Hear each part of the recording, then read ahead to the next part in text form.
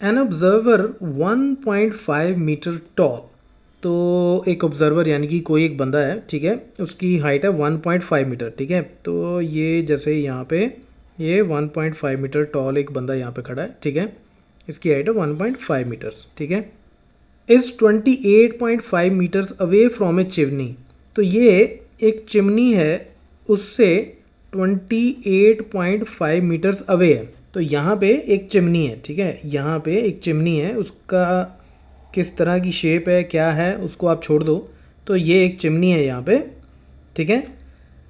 The angle of elevation of the top of the chimney. तो ये जो chimney है इसका जो टॉप है, इसका बिल्कुल जो ऊपर वाला पॉइंट है उस पर angle of elevation. Angle of elevation मतलब जब हम नीचे से किसी चीज़ को ऊपर की तरफ देखते हैं तो वो जो हॉरिजॉन्टल एंगल बनाता है, यानी कि इससे अगर मैं इसके टॉप को देखूं तो जो हॉरिजॉन्टल, तो यहाँ पे मैं ग्राउंड के पैरेलल एक लाइन ड्रॉ करूँगा, ठीक है।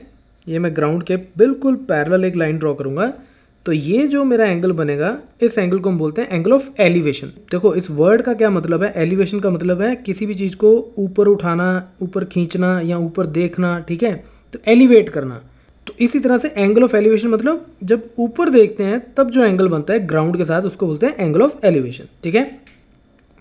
अब इससे एक चीज़ और समझ में आ जाती है कि एंगल ऑफ एलिवेशन है यानी कि हम ऊपर देख रहे हैं, तो इसका मतलब चिमनी जो है वो ऑब्जर्वर से बड़ी है, उसकी हाइट जो है वो ऑब्जर्वर की हाइट से बड़ी होगी, तभी एंगल ऑफ एलिवेशन बन पाएगा, यानी कि तभी हम ऊपर की साइड को देख पाएंगे।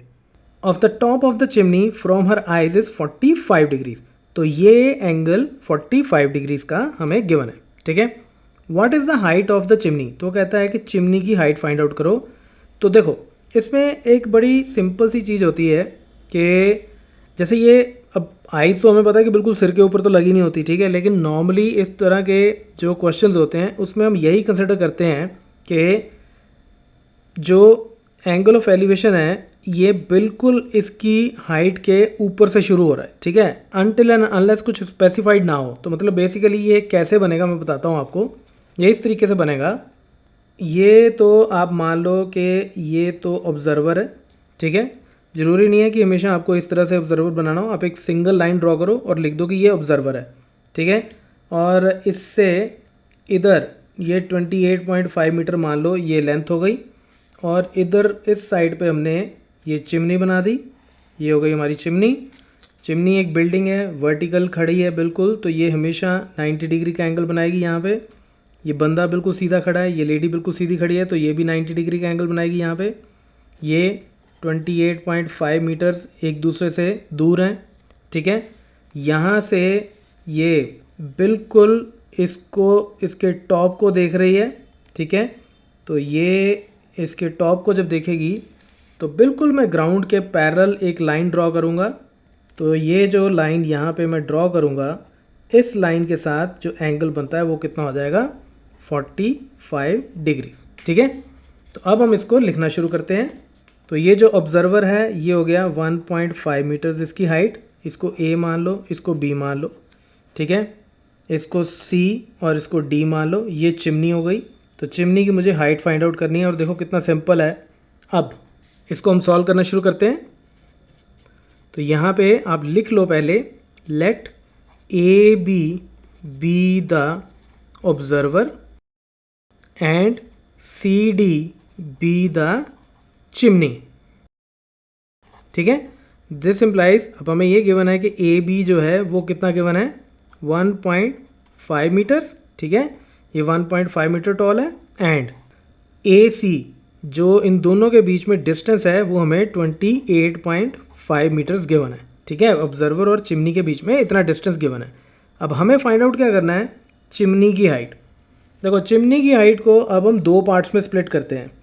अब मुझे ये पता है कि ये 90 डिग्री का एंगल, ये 90 डिग्री का एंगल, ठीक है, और ये जो लाइन है ये मैंने बिल्कुल इसके पैरेलल यहाँ पे ड्रॉ की है, ठीक है। तो ये मेरी एक तरह से रेक्टेंगल बन जाएगी, ठीक है।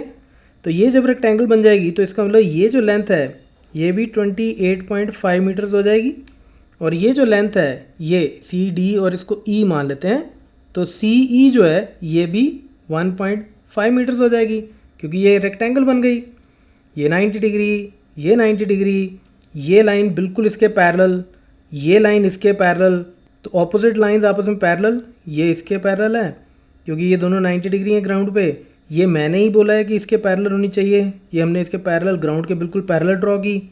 और अब हम ये जानते हैं कि कोई भी एक पैरेललोग्राम जिसका एक भी एंगल 90 डिग्री का हो वो क्या होती है, रेक्टेंगल। तो ये एक रेक्टेंगल बन गई। तो मैं यहाँ लिख लेता हूँ, नाउ ABC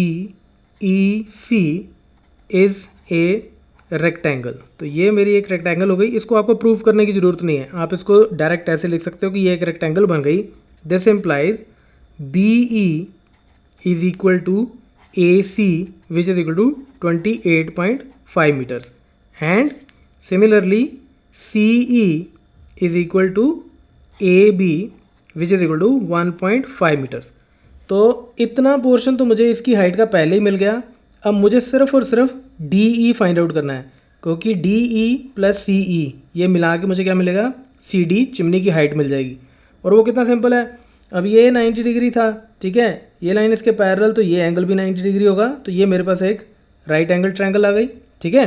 मैं फिर से बताया था, देखो ये स्ट्रेट लाइन जा रही है, ये स्ट्रेट लाइन, ये दोनों पैरेलल लाइंस। तो एक स्ट्रेट लाइन जब दो पैरेलल लाइंस को इंटरसेक्ट करती हुई जाए तो ये कॉरस्पॉन्डिंग एंगल्स हमेशा बराबर होते हैं, ठीक है। तो ये 90 डिग्री है तो ये भी 90 डिग्री होगा। नहीं समझ में आया, मैं फिर से बताता हूँ। देखो हमारे पास ये होता है कि कोई भी दो पैरेलल लाइंस, जैसे ये दो पैरेलल लाइंस, और उनको कोई भी एक स्ट्रेट लाइन अगर दो पॉइंट पे इंटरसेक्ट करती हो तो ये कॉरस्पॉन्डिंग एंगल्स हमेशा बराबर होते हैं। तो इस केस में ये लाइन टेढ़ी ना होके बिल्कुल सीधी है, तो उस केस में ये 90 डिग्री, ये 90 डिग्री, आपस में दोनों एंगल्स बराबर होंगे, ठीक है। तो इसलिए ये एंगल इसके बराबर। अब ये एंगल जब इसके बराबर हो गया तो ये एक राइट एंगल ट्रायंगल बन गई। अब इस राइट एंगल ट्रायंगल में ये एंगल मुझे ऑलरेडी पता है कि 45 डिग्री का है, ये एंगल मुझे पता है, ये बेस भी मुझे पता है, तो परपेंडिकुलर मैं निकाल लेता हूँ। अब मैं इस एंगल की बात कर रहा हूँ, तो इसके सामने वाली साइड जो है ये परपेंडिकुलर हो जाएगी, ठीक है, और इसके साथ वाली साइड ये जो है ये मेरा बेस हो जाएगी, राइट। तो परपेंडिकुलर मुझे निकालना है, बेस मुझे पता है, तो परपेंडिकुलर ओवर बेस क्या होता है, tan। सो अब इस ट्रायंगल में मैं ये ले लेता हूँ, से in right angled triangle BED, इस राइट एंगल ट्रायंगल में जब मैं tan B की बात करूँगा, यहाँ ऐसे लिख लो, tan ऑफ एंगल EBD। मैं इसलिए यूज़ कर रहा हूँ क्योंकि B इधर भी जाता है, इधर भी जाता है, इधर भी जाता है, तो इसलिए EBD ऐसे लिख लेते हैं। tan of angle EBD is equal to perpendicular over base. तो ये इसका फॉर्मूला होता है, ठीक है। दिस इम्प्लाइज tan EBD यानी कि tan 45 degrees is equal to perpendicular क्या है मेरा, ED, तो ये तो मुझे निकालना है, डिवाइडेड बाय बेस कितना है मेरा, BE, which is equal to ED divided by 28.5। अब tan 45 डिग्रीज कितना होता है, उसकी वैल्यू होती है 1, तो 1 is equal to ED over 28.5। tan 45 degree की वैल्यू कैसे निकालनी है उसके लिए मैं टॉप राइट कॉर्नर में लिंक दे रहा हूँ, उसको जरूर देख लेना। तो यहाँ से ED मेरा कितना आ गया, ED हो गया 28.5 मीटर्स। तो ये जो लेंथ है ED ये आ गई 28.5 मीटर्स। ED आ गया, EC पहले ही पता है, दोनों को ऐड कर लो, चिमनी की हाइट मिल जाएगी। सो नाउ मैं यहाँ लिख देता हूँ कि हाइट ऑफ चिमनी वो कितनी है, वो है CD which is equal to CE plus ED। और CE हमें पहले ही पता है कि वो 1.5 है, ED हमने अभी अभी निकाली 28.5, तो आंसर मेरा कितना आ गया, 30 meters is the answer. So that's it from this tutorial. Keep watching Mathemafia.